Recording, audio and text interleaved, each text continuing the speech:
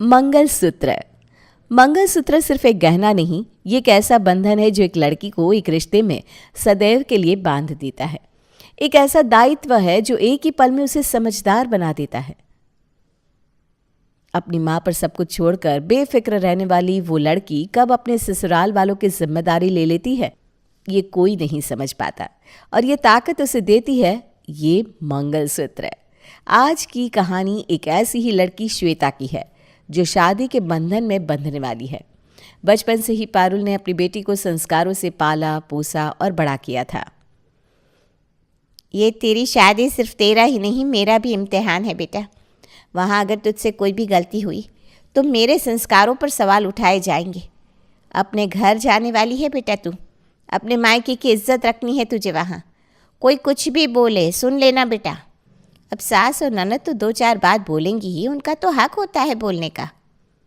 तुम्हें लगता है मम्मी कि मैं बेकार में किसी से बहस करने जाऊंगी? जितना होगा कॉम्प्रोमाइज़ करूंगी ही ना मम्मी। हाँ बेटा, वही तो कह रही हूँ, थोड़ा तो दब कर चलना ही होगा।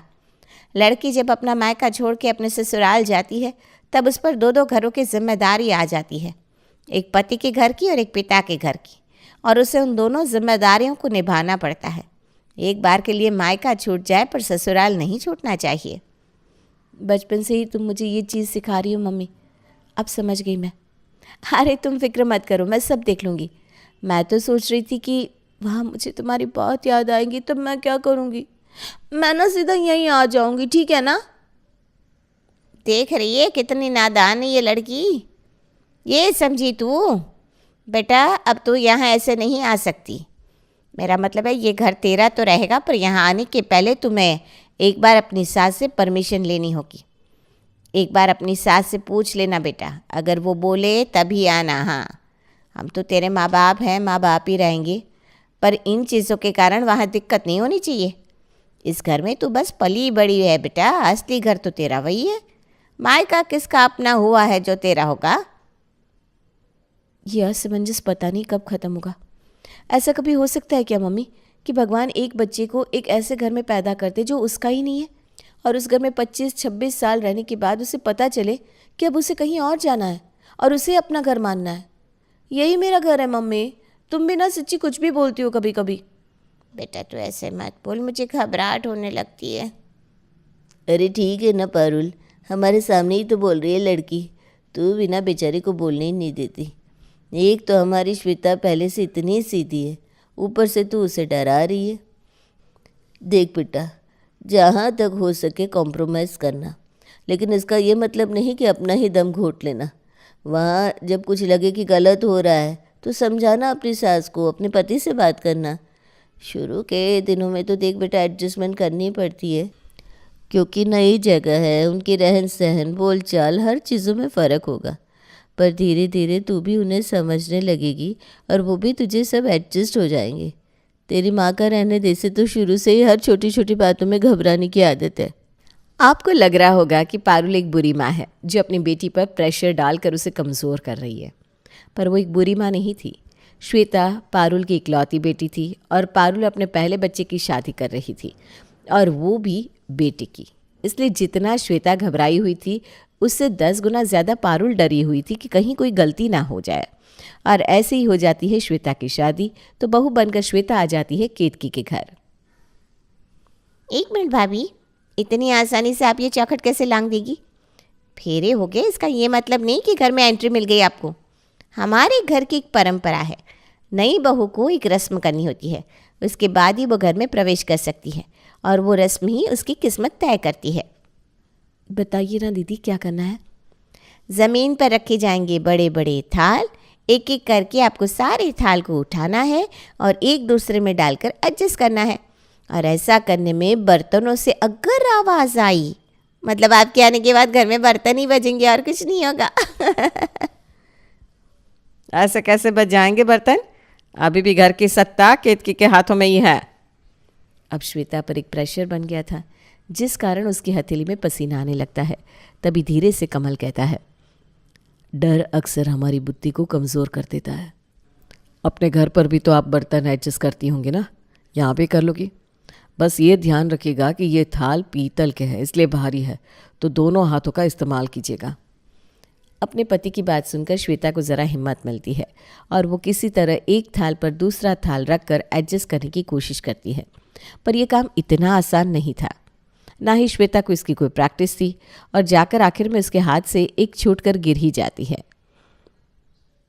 बाप रे, इतनी ज़ोर से बर्तन गिर गए। देख ले केतकी, आगे दिक्कत होने वाली है तुझे। नई बहू आई नहीं कि लोगों ने बातें बोलनी शुरू कर दी और उतर गया घर वालों का चेहरा। मम्मी ने बोला था कि उनकी इज्जत रखनी है मुझे, और मुझसे तो यहाँ सब कुछ खराब हो गया। क्या करूँ भगवान। अब बस यहीं खड़े रहोगे क्या? हो गई रस्म, चलो आगे बढ़ो, रात के 12 बज रहे हैं, सोना नहीं है क्या? बेटे के फेरे करवा दिए हमने, अब हमारा क्या काम बचा। अंदर तो आ ही चुकी है श्वेता। जाओ वीणा, अपनी भाभी को उसका कमरा दिखा दो। वीणा श्वेता के साथ उसके कमरे की ओर जाती है। चोकर सेट तो आपने अच्छा पहना है भाभी, पर ये गले में पतली सी चेन पहनने की क्या ज़रूरत थी? अच्छा लगता है क्या? लाइए, मुझे दे दीजिए।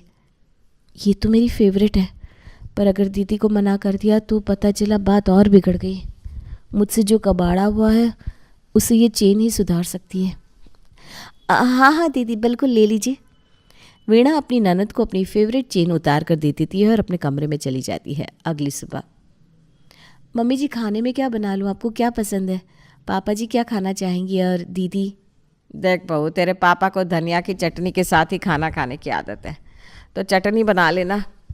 मेरे लिए आलू टमाटर की सब्जी बना ले। तेरी ननद को पनीर बड़ा पसंद है तो पनीर की सब्जी बना ले, और साथ में पराठे। बस हो गया। और इनके लिए मम्मी जी, इनके लिए भी कुछ बना लूँ क्या? अरे भाभी, आप तो आते ही मेरे भाई को इम्प्रेस करने में लग गई। अपने पल्लू से बांधना चाहती है क्या उसे? अरे नहीं नहीं दीदी, ऐसे ही मुझे लगा। ठीक है, मैं इतना ही खाना बना देती हूँ। श्वेता अच्छा सा खाना बनाकर सभी के लिए टेबल पर लगाती है। खाना तो अच्छा बना लेती हो बहू। फाइनली। अब थैंक यू पापा जी। और कुछ दूँ? हमें क्या मिलेगा बहू? श्वेता सभी को खाना परोस रही थी, तभी दरवाजे से पड़ोसन कम केतकी की दूर की रिश्तेदार अंदर आती है। अरे केतकी, नई बहू ने हाथ पे कुछ सगन ला के दिया कि नहीं तेरे? क्योंकि जितना याद है मुझे, केतकी ने तेरी माँ को लिफाफे की गिनती करवा दी थी। अब ये मत कहिएगा भाभी कि आप भूल गई। अभी मेहमान सारे लौटे नहीं हैं, होटल में रुके हैं, रात तक ट्रेन में हैं। सबके लिए लिफाफा लाई है ना आप, उन्हें देना होगा ना? हाँ हाँ दीदी, मैं सभी के लिए लिफाफा लेकर आई हूँ। वो मैंने सोचा एक बार सभी खाना खा ले, उसके बाद मैं शगुन दे दूँगी। तुझे मैं बता दूं बेटा कि मैं तेरी सास की दूर की चाची लगती हूँ। मेरा भी लिफाफा होगा तेरी बैग में, देख लेना, ठीक है? श्वेता। और हाँ भाभी, मेरे ससुराल वालों के लिए कोई 100-500 का लिफाफा मत दे दीजिएगा, वरना मेरी इज्जत चली जाएगी। नहीं मम्मी? ठीक है, फिर मैं निकलता हूँ मम्मी। अपनी बीवी को घर के कामों में इतना व्यस्त देखकर कमल खाते ही काम पर निकल जाता है और जाती है श्वेता अपने कमरे में और अपनी माँ को कॉल लगाती है। इसीलिए मैं तुझे पहले कह रही थी बेटा, हर लिफाफे पर नाम लिख दे। नाम तो लिखा ही है मैंने मम्मी, पर वो टेंशन नहीं है। टेंशन ये कि अब मम्मी जी उन रिश्तेदारों को लिफाफा देने को कह रही है जिनका उन्होंने पहले जिक्र भी नहीं किया था, और मेरी ननद अपनी सास ससुर देवर देवरानी सभी के लिए सगुन मांग रही है। लिफाफा तैयार कर लूँ क्या? बेटा, मैंने तेरे बैग के नीचे वाले चेन में 10 एक्स्ट्रा लिफाफे डाल दिए थे, और तेरी माँ ने तुझे अलग से 15,000 दिए हैं ना, तो कर ले तुरंत तैयार। थोड़ा दिमाग तो चलाना पड़ता है। और लिफाफे तैयार कर कर मेहमानों को विदा करने की रस्म शुरू होती है। मेहमानों के जाने के बाद श्वेता को लगता है कि अब उसे इस भाग दौड़ से आराम मिलेगा, सब नॉर्मल हो जाएगा। पर अब तो थोड़ी बहुत इज्जत और आराम श्वेता को नसीब होती थी, वो भी चली जाती है। ये क्या सफाई करती है तू बहू? तेरे देवर के कमरे की हालत देखी है तूने? कमरे में हर तरफ धूल जमी हुई है। तुझे पता है उसे धूल से एलर्जी है, तो ढंग से सफाई करनी चाहिए थी। बेचारा कल गुस्से में हॉल में सोया है। पर देवर जी के कमरे की तो मैंने अच्छी तरह सफाई की थी, झाड़ू के बाद पोछा भी लगाया था मैंने।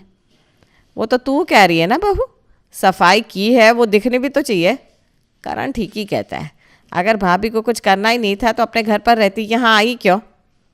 अपने घर पर रहती? पर यही तो मेरा घर है ना मम्मी जी। ये तेरा घर है? जिस घर से तू आई थी वो किसका घर था? ये लीजिए जी, समझाइए इसे। अब आप दोनों जनानियों के बीच में मैं क्या बोलूं? अपनी सास की बात सुनो बहू, जो सास की सुनता है उसकी ही गृहस्थी बसती है। श्वेता की क्लास लग रही होती है तभी करण अपने कमरे से बाहर आता है। मेरे लैपटॉप के बगल में मैंने जो पेन ड्राइव रखी थी वो कहाँ चली गई भाभी? एक तो आप कहते हैं मैं आपके कमरे की सफाई नहीं करती, दूसरी तरफ आप कैसे कह सकते हैं कि मैंने पेन ड्राइव यहाँ से वहाँ कर दी? मतलब कमरे की सफाई तो हुई थी ना भैया। ड्रॉअर में है पेन ड्राइव। देख रही हो मम्मी, किस तरह से तुम्हारी बहू ने मुझे टेढ़ा जवाब दे दिया। अभी दीदी होती ना तो मेरे लिए लड़ पड़ती, पर तुमसे तो अपनी बहू को एक शब्द नहीं बोला जाएगा। झगड़े करवाने आई है क्या बहू तू? कैसे नाराज़ होकर चला गया मेरा करण। श्वेता दिन रात पूरी कोशिश कर रही थी अपने ससुराल को संवारने की, पर उसके बाद भी उसे ताने ही सुनने को मिल रहे थे। एक रोज़ श्वेता सभी के साथ बैठकर करण की बर्थडे की प्लानिंग कर रही थी। एक काम करो बहू, सारे मेहमानों को फ़ोन करके न्योता दे दो। ठीक है पापा जी। ऐसे तो दीदी की भी शादी हो गई है तो उनके घर भी न्योता देना बनता है। एक काम करूँगी, कल सुबह उनके घर स्पेशली मिठाई का डब्बा लेकर जाऊँगी और उन्हें न्योता दे दूँगी, ये ठीक रहेगा। और सारे मेहमानों को फ़ोन कर श्वेता करण के बर्थडे पर आने का न्योता दे देती है। उसके बाद कपड़े धोती है, फिर दोपहर का खाना बनाती है, फिर शाम की चाय, सास के पैरों की मालिश, रात का खाने की तैयारी, और ऐसे ही बज जाते हैं रात के 9। सुभाष और कीर्ति डिनर कर अपने कमरे में जाते हैं कि सुभाष के फ़ोन पर आती है वीणा की कॉल। बहू के आते ही पापा आप तो मुझे भूल गए हो। वो तो अच्छा है कि मेरा कमल मुझे नहीं भूला, जो उसने मुझे करण की पार्टी के बारे में बता दिया तब मुझे पता चला, वरना शायद मुझे कोई बुलाता भी नहीं। अरे बेटा, मैंने बहू को तो बोला था सभी को कॉल करने के लिए, तुझे तो सबसे पहले कॉल करनी चाहिए थी उसे। क्या हुआ जी, क्या कह रही है वीणा बेटा? अरे तू रो क्यों रही है? यहाँ बाहर वालों को पता है कि मेरे भाई की बर्थडे पार्टी होने वाली है और मुझे ही नहीं पता। आज मिश्रा आंटी ने मेरी सास को कॉल किया था और पूछा कि आप क्या पहनकर जा रही है अपनी समधन के घर के फंक्शन में, और ये सुनते ही मेरी सास बेचारी बर्फ़ की तरह ठंडी हो गई। उन्हें तो कुछ खबर ही नहीं थी। मिश्रा आंटी के सामने मैं कैसे बात संभालती मैं ही जानती हूँ। उनके जाने के बाद फिर जो तमाशा हुआ है मेरे घर में क्या बताओ। अच्छी इज्जत उतारी मम्मी आपकी बहू ने मेरी। और बस कीर्ति सीधा रसोई में जाती है और बर्तन साफ कर रही अपनी बहू पर बरस पड़ती है। आँख खोलने से बंद होने तक मैं सारा काम तो करती हूँ मम्मी जी।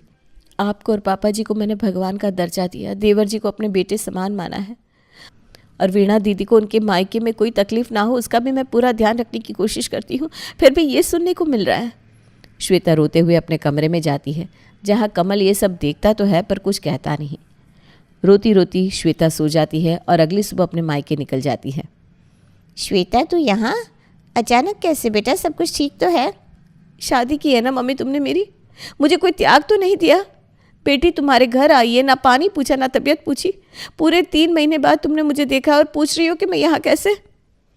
शादी के बाद अगर बेटियां अचानक आ जाए तो घर वालों को घबराहट हो ही जाती है बेटा। वही तू खबर देकर आती तो तेरी माँ थोड़ी ना घबराती। अब इस बात का श्वेता क्या ही जवाब देती। वो सीधा अपने कमरे में चली जाती है, पर वो कमरा अब उसका नहीं था क्योंकि उसके कमरे को उसके भाई ने ले लिया था। क्या असमंजस है भगवान, यहाँ वापस आने के बाद कुछ भी पहले जैसा नहीं लग रहा, और उस घर को अपना बनाऊँ तो बनाऊँ कैसे? वहाँ सब मुझे पराया समझते हैं। श्वेता अब अपने मायके में होकर भी अपने मायके में नहीं थी, क्योंकि उसकी मम्मी और बड़ी माँ तो इसी टेंशन में थी कि उसके ससुराल में सब ठीक तो होगा। किसी तरह 2 दिन गुजर जाते हैं और पड़ोसन विमला कहती है, क्या बात है विद्या, सब ठीक तो है ना? मैं देख रही हूँ ये श्वेता जब से आई है कमरे से बाहर नहीं आती। लड़की पेट से है क्या, या फिर जमाई जी से बाती हो गई? हद है, इन लोगों को हर चीज़ की पंचायत है। यहाँ रुकना अब ठीक नहीं। और दोनों जगह से ठुकराई हुई श्वेता वापस से जब अपने ससुराल पहुँचती है तो सामने हॉल में बैठी हुई वीणा की तीखी बोली उसका स्वागत करती है। मैंने फ़ोन करके पता किया था मम्मी, भाभी के मायके में किसी ने उन्हें नहीं बुलाया, फिर भी वो अपने मायके करने क्या गई थी, वो भी अपने इकलौते देवर के बर्थडे के दिन। होगा कोई पुराना आशिक। बोल बहू, क्या पूछ रही तुम्हारी बड़ी ननद? जवाब नहीं है क्या तुम्हारे पास? सांप क्यों सूंघ गया तुम्हें? और जिस हिसाब से तुम ना के बराबर कपड़े लेकर गई थी, शक तो मुझे भी हो ही रहा था। ये तो रही दूसरी बात। पहली बात तो ये कि मुझसे बिना पूछे तुम अपने मायके गई कैसे? तुम्हारे पीछे से रसोई का काम, झाड़ू पोछा, बर्तन, ये सब कौन करता? शादी हुई है तुम्हारी, इस घर में जिम्मेदारी समझती हो कि नहीं अपनी? मम्मी जी मेरा मन बहुत ख़राब हो गया था। मैंने सोचा था कि मैं दीदी के घर। देख रही है मम्मी, अब ये मेरे घर जाकर तमाशा करने वाली थी, इससे इसकी जगह आज दिखाई दो। इसीलिए मैंने बोला था जितने दिन ये मायके रहेगी उतने दिन के छोटे बर्तन धुलने नहीं चाहिए। जाओ अपनी रसोई संभालो और बर्तन खिंचना शुरू करो श्वेता। और हाँ, अपना ये यहाँ रख कर जाना, ज़रा मैं भी तो देखूँ किससे मिलकर आई हो। कुछ समझ में भी आ रहा है दीदी, आपको क्या कुछ भी कहती जा रही हैं आप। जिसे गलत करना होता है वो कभी भी गलत कर सकता है। और अगर मेरा अफेयर किसी से होता तो मैं उस लड़के को यहाँ भी तो बुला सकती थी। उसके लिए अपने घर का माहौल ख़राब करने अपने मायके क्यों जाती? क्या क्या कहा तुमने? लड़के को यहाँ बुलाती? करण, कमल, खड़े खड़े मुंह क्या तक रहे हो मेरा? ठीक करो इस लड़की को, क्या अंट शंट बके जा रही है। सभी के सामने कमल सीधा अपनी बीवी की ओर जाता है और उसका हाथ पकड़कर उसे कमरे में ले जाता है। कमल को बहुत मुश्किल से गुस्सा आता है, पर जब आता है तो उसके गुस्से से तीखा गुस्सा किसी का नहीं होता। आज तो इस लड़की की सारी हेकड़ी उतर जाएगी। 20 मिनट बाद कमरे का दरवाज़ा खुलता है और कमल 2 बैग लेकर अपनी बीवी का हाथ पकड़े बाहर आता है। मेरी चीज़ों का ख्याल रखने के साथ साथ श्वेता इस घर में एक बहू, एक भाभी, एक कामवाली तक का काम कर रही है। उसके बाद आज फिर भी आपने उसके कैरेक्टर पर सवाल उठाने से पहले एक बार नहीं सोचा। मैं शादी के लिए तैयार नहीं था, पर पापा आपने लड़की ढूंढी तो एक अच्छे बेटे की तरह मैंने शादी कर ली। पर यह शादी सिर्फ नाम की नहीं की मैंने, 7 फेरे लिए, मंत्रों से शास्त्र अनुसार श्वेता को अपनी पत्नी माना था मैंने। श्वेता ने वो सब कुछ किया इस घर के लिए जो एक बहू का करना बनता था। मैंने मंगलसूत्र पहनाया है श्वेता को, और अब श्वेता के लिए खड़े होने की बारी मेरी है। मैं इस घर को छोड़कर जा रहा हूँ। जहाँ मेरी बीवी की इज्जत नहीं, वहाँ मैं नहीं रह सकता। अब मिलेगा श्वेता को उसका घर। और आखिर में श्वेता को वो घर मिल ही जाता है जो उसका था।